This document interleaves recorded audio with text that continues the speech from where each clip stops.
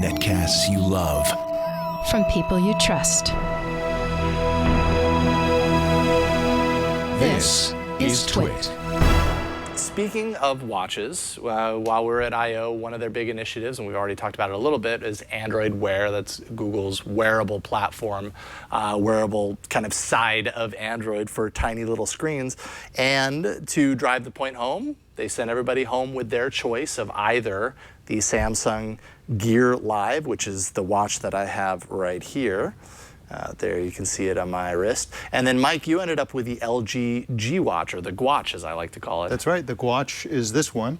They're very similar to each other, of course, because of Android Wear and because, as we talked about on Tech News Today this week, they don't let you modify, they don't let the OEMs modify it. So Android Wear is Android Wear. You can modify it sort of with apps by what you install, and there are subtle differences between what each of the watch manufacturers put on there, but for the most part, Android Wear has the same interface on all devices. I think it makes actually a lot of sense when you're talking about wearables, because really a big part of wearing a watch, for example, is the style aspect, right? I trust, well, and you know, I guess I do a show about Android and about Google, so maybe this is a little bit of me rubbing out, it rubbing off on me, but I trust Google to give me a user experience that is going to work in this form factor. I trust manufacturers to give me a form factor that looks appealing. That's something that I like. So I suppose let's start there. Let's start with the watch itself, and then maybe we'll circle around at the end and talk a little bit about Wear as a platform. What can you tell me about the G Watch? Okay, so right now the best way to think about both of these watches is to compare them against each other. So this particular watch is, again, very similar to the Samsung watch, although it's smaller and lighter a little bit. It's 1.8 by 1.5 by 0.39 inches, okay, 1.3 ounces, which is very light. It's almost an ounce lighter than the Samsung watch. It has a 9-axis sensor, so you notice that what happens is you see, if you look at this, if I put my hand over it, I put it to sleep, right?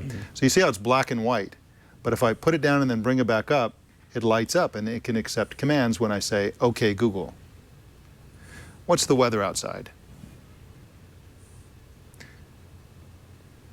And so it's tethered to your phone. That's right. Now, every time I've demonstrated this to somebody, it has lost its connection. And you are in the Twit studio, which is a land of 1,000 wireless interferences. That's right. So there's another interesting feature about this, which people don't really, it's writing down everything that I'm saying here. I put it to sleep and then go back to zero. But you can actually use this without voice by simply tapping it. You get that, and then you can scroll down to the options. So I can basically choose one of these if I want to set a timer, start a stopwatch or whatever, show alarms. So I'll start a stopwatch, just choose that, and then go. Oh, neat.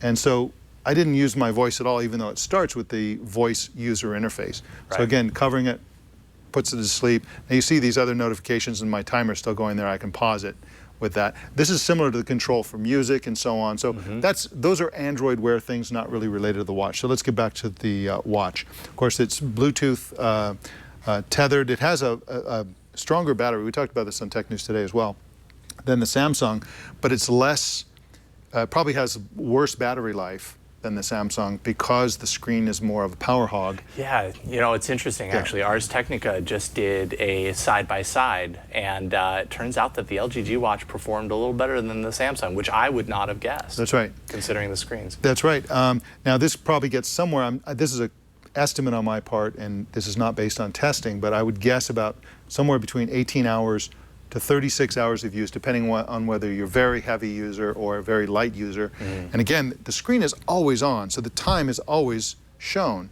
either in bright mode or dimmed mode. So you can always just look at the watch and get the time, which is very nice. That's kind of important too. Like I even saw it in the chat room. No one ever talks about the fact that you could tell time on these things. Yeah. That is, and I think these watches do that pretty